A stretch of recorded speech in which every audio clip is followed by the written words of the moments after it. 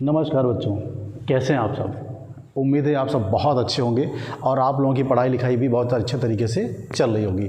तो बच्चों, आज मैं फिर आपके सामने आया हूं अपना एक नया वीडियो लेकर और उम्मीद करता हूं कि पिछले वीडियोस की तरह आपके लिए ये भी बहुत ही यूज़फुल होने वाला है, बहुत ही उपयोगी होने वाला है। जैसा कि अपने पहले वीडियोस में मैंने आपको चैप्टर नंबर 1 कंप्लीट कराया है, वैसे ही मैं उसी क्रम में अपना अगला वीडियो आपके सामने लेकर आया हूं।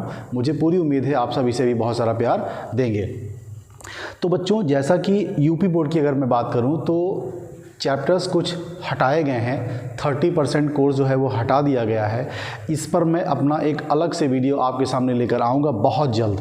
आपको एक एक एक्सरसाइज चैप्टर बता दिया जाएगा कि कौन सी चीज़ हट गई है, कौन सी चीज़ आपके लिए हटी नहीं है। तो फ़िलहाल अभी मैं हटा हुआ सिलेबस उसको हटा रहा हूँ और जो बाकी का सिलेबस जो आपके एग्ज़ाम में आने वाला है उसको मैं आपके सामने लेकर आया हूँ। हालांकि बाकी की जो बची हुई चीज़ें हैं मैं आपको उसके बाद पढ़ाने वाला हूँ, लेकिन जो एग्ज़ाम के पॉइंट ऑफ व्यू से है मैं उसको पहले कंप्लीट कराने की कोशिश कर रहा हूँ, ताकि आप एग्ज़ाम से पहले कंप्लीट करके उसका एक बार रिवीजन, 2 बार रिवीजन भी कर सके। तो बच्चों, इसी क्रम में मैं आपको अभी एक ऊपर की खबर ऐसे बता दे रहा हूँ ऊपर से कि जैसे आपका जो चैप्टर नंबर 2 था बहुपद पॉलिनोमियल्स, वो अभी हटा दिया गया है। तो उसको हम लोग इसके बाद में करने वाले हैं, तब तक कि वो चीज़ें कंप्लीट कर लें जो आपके एग्ज़ाम में आने वाली हैं। तो बच्चों, जो चैप्टर नंबर 3 है आपका, ये चैप्टर नंबर 3 है आपका 2 चर वाले रैखिक समीकरण युग्म। तो आज इसका मैं केवल आपको परिचय देने वाला हूँ, ताकि आपको एक्सरसाइज नंबर 3.1 और 3.2 एकदम मक्खन हो जाए। और अगर आप इस चीज़ को अभी समझ लेते हैं, अपने दिल और दिमाग दोनों में उतार लेते हैं, तो निश्चित तौर पर आपके लिए एक्सरसाइज 3.1 और 3.2 एकदम से मक्खन हो जाने वाली है। तो आइए शुरू करते हैं। तो बच्चों, सबसे पहले तो हम ये जानते हैं कि 2 चर वाले रैखिक समीकरण युग्म हैं क्या। जब तक हम जानेंगे नहीं समीकरण तो उसका खात्मा कैसे करेंगे। तो आइए शुरू करते हैं। सबसे पहले हम ये देखते हैं कि यहाँ पर जो एक शब्द लिखा हुआ हमारा 2, तो 2 का मतलब तो आपको पता ही है 2। उसके अलावा जो है यहाँ पर लिखा है चर। तो बच्चों, चर को अंग्रेजी में हम लोग जो है वेरिएबल्स के नाम से जानते हैं। तो ये वेरिएबल जो है ये 2 शब्दों से मिलके बना हुआ है, वेरी प्लस एबल, बदलने योग्य, बदलने योग्य। ये थाली का बैंगन है। अरे भाई, एक्स भी कुछ होता है क्या। अगर तुमसे दुकान पे जा रहे हो, आप दुकान में दुकानदार से बोले भैया एक्स टॉफी दे दो, क्या देगा आपको। तो एक्स, वाई, ए, बी, जितने भी नंबर, जितने भी जो अक्षर हम यूज़ करते हैं, अल्फ़ाबेट यूज़ करते हैं, तो बच्चों मैथमेटिक्स में उनका सिर्फ यही यूज़ है कि उनको एक वेरिएबल नाम दे दिया गया है जिसको हिंदी में हम चर बोलते हैं। तो इनका कोई फिक्स वैल्यू नहीं होता है, ये बदलते रहते हैं। आप यहाँ लीजिए या अमेरिका चले जाइए, वहाँ अगर आप 1 करेंगे तो आपको उसका मतलब यही समझा जाएगा।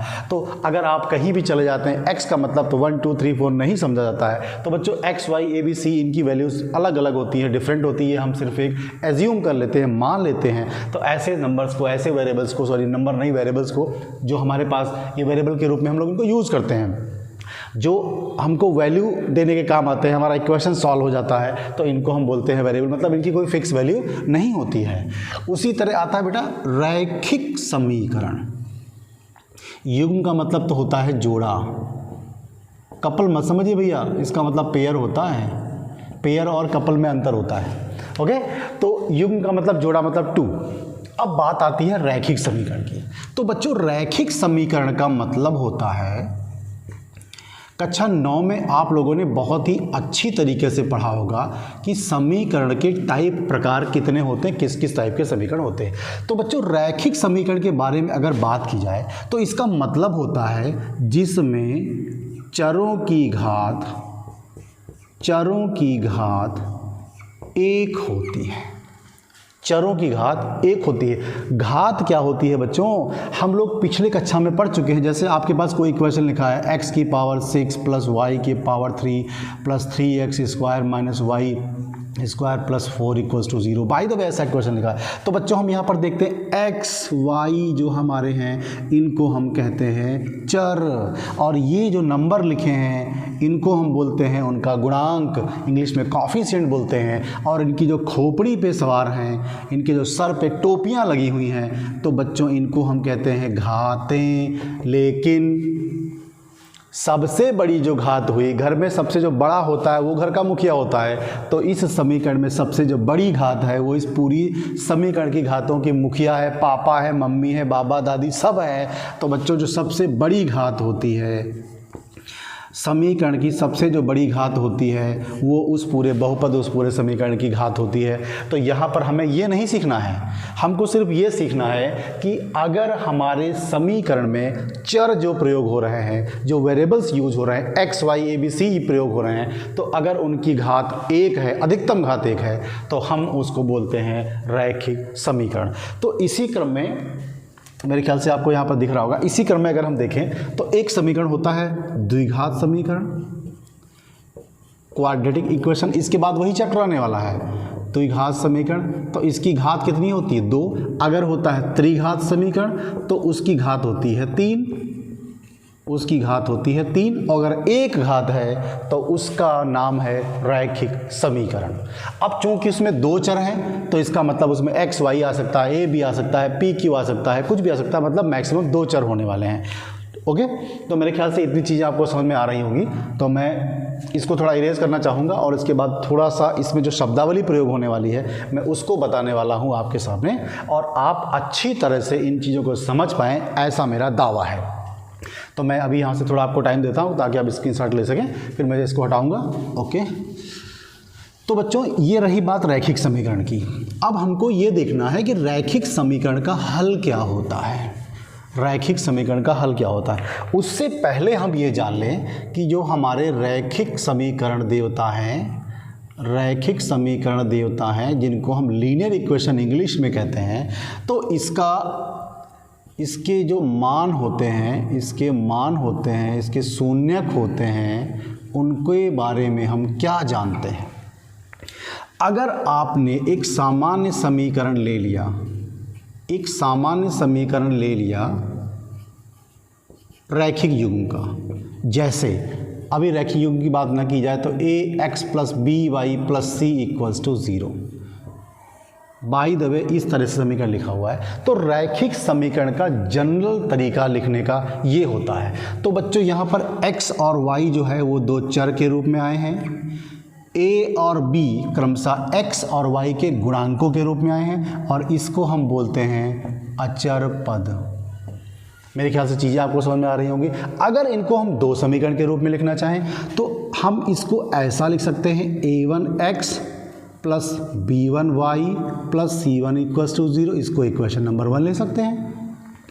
अगर हम इसका युग्म बनाना चाहें तो a2x और प्लस b2y और प्लस c2 इक्वल्स टू 0, तो एक समीकरण हमारा ये बन गया, एक समीकरण ये बन गया। हम यहाँ पर देख रहे हैं कि हमारी चरों की घात जो है वो 1 है, तो ये रैखिक समीकरण हुआ, और ये एक साथ 2 आ गए हैं, इसलिए ये युग्म कहलाएंगे। तो बच्चों मेरे ख्याल से आपको चीज़ें समझ में आ रही होंगी।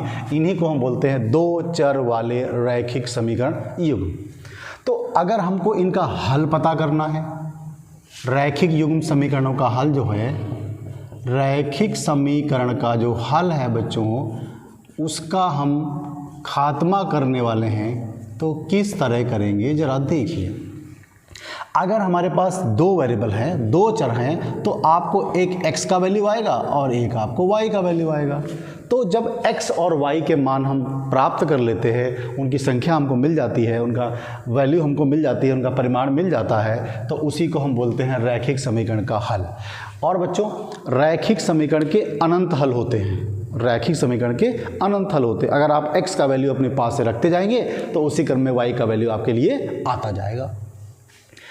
तो आगे आने वाले जो क्वेश्चंस हैं आपके लिए एक्सरसाइज 3.1 में, तो उनमें आपको ये करना होगा, जैसे आपको एक स्टेटमेंट दे दिया गया, एक कथन दे दिया जाएगा। बच्चों सबसे ज़्यादा परेशानी स्टूडेंट्स को रैखिक समीकरण हो या द्विघात समीकरण हो, उनमें जो लैंग्वेज वाले क्वेश्चंस होते हैं, शब्द वाले क्वेश्चन होते हैं, वाक्य वाले क्वेश्चन होते हैं, लैंग्वेज प्रॉब्लम्स होती हैं, उनमें बहुत दिक्कत आती है, उनके इक्वेशन उनसे बनाए नहीं बनते। लेकिन मेरा दावा है इन चीज़ों को सीखने के बाद आप क्वेश्चन बिल्कुल झड़ाझड़ बनाते चले जाएंगे, कोई आपको रोकने वाला पैदा नहीं हुआ है। तो बच्चों ये तो बात होती है रैखिक युग्म समीकरण का गणितीय रूप हो गया। जैसे आपके पास कहीं लिखा है 2x + 3y = 5,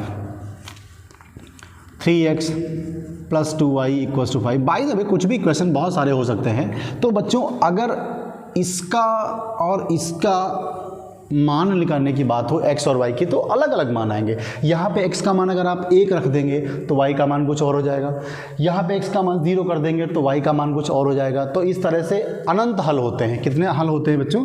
इसके अनंत हल होने वाले हैं, इसके अनंत हल होने वाले हैं। इनके हल को लेकर कुछ नई कंडीशंस आती हैं जिनको हम आगे आपके सामने लेकर आएंगे।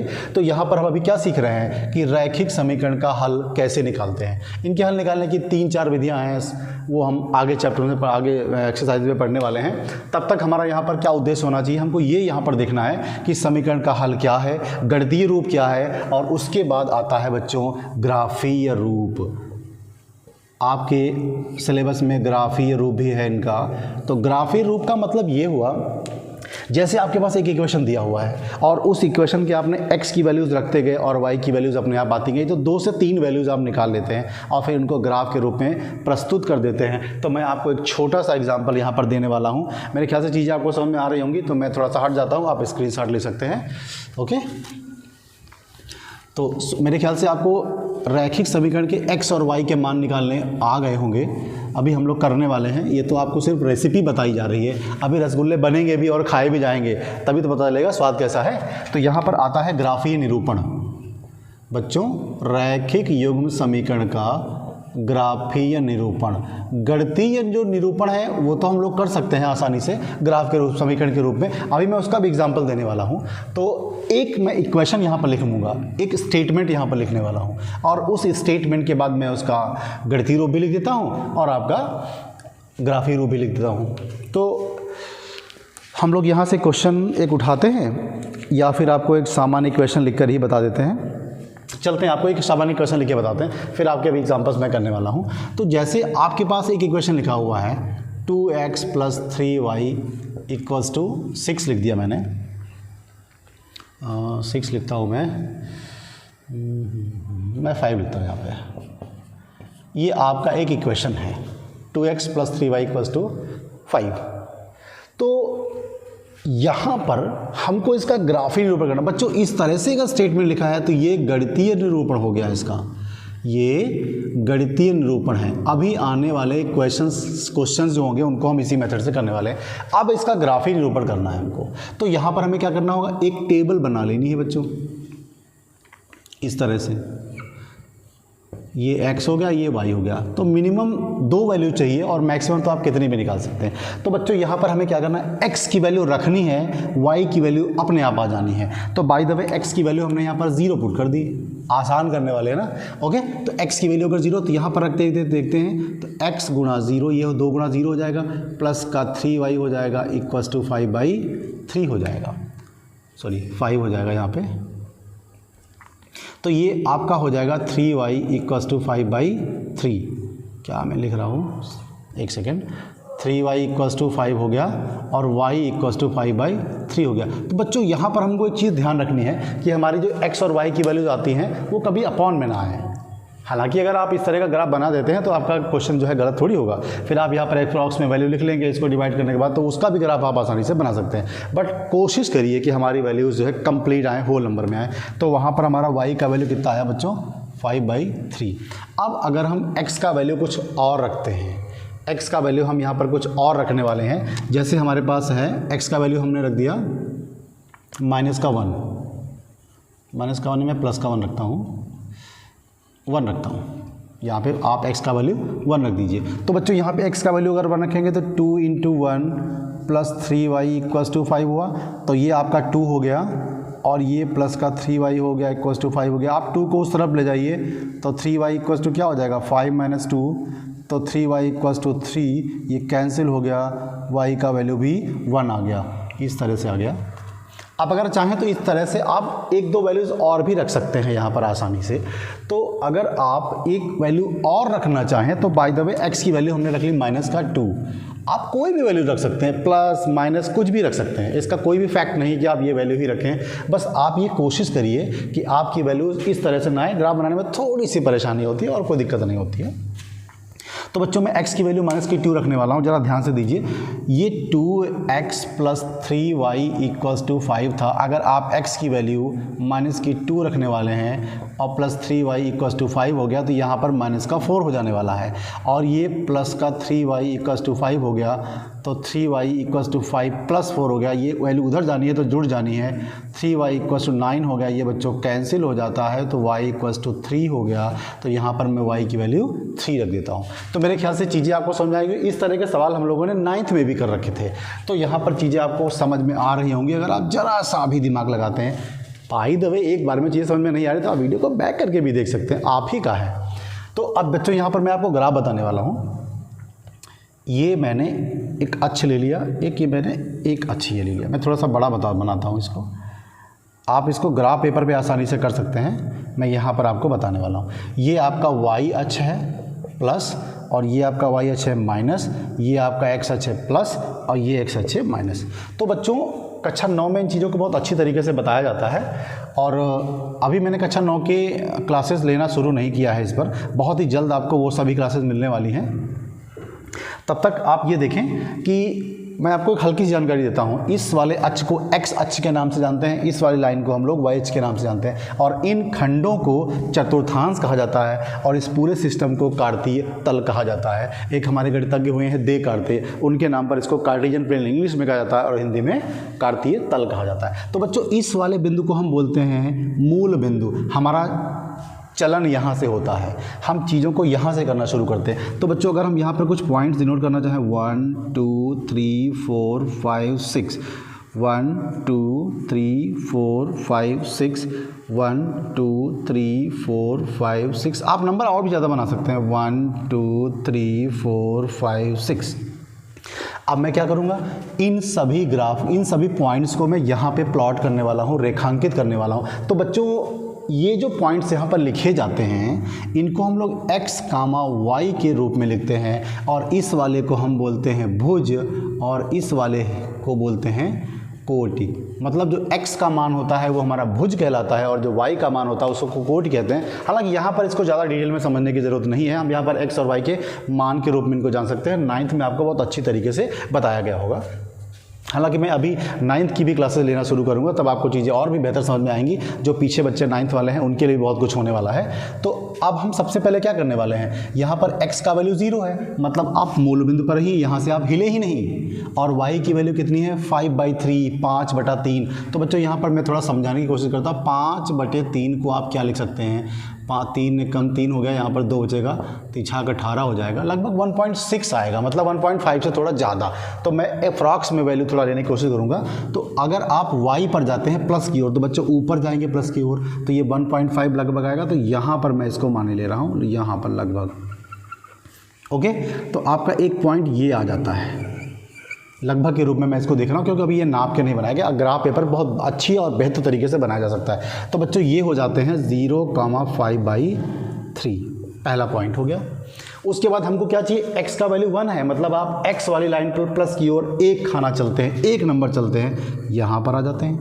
और y की वैल्यू कितनी है, वो भी 1 है। तो आप y क्या करेंगे, प्लस की ओर ऊपर चलेंगे, तो y की वैल्यू प्लस यहाँ पर है 1, लेकिन आपको इसके सामने आना पड़ेगा, ये पॉइंट आपको मिलेगा, तो 1,1 हो जाता है। और इसी तरह से आप x का वैल्यू -2 चलते हैं, मतलब x इस तरफ चलना पड़ेगा आपको माइनस की ओर, तो आप यहाँ पर आ जाते हैं, -2 ये मिलता है आपको।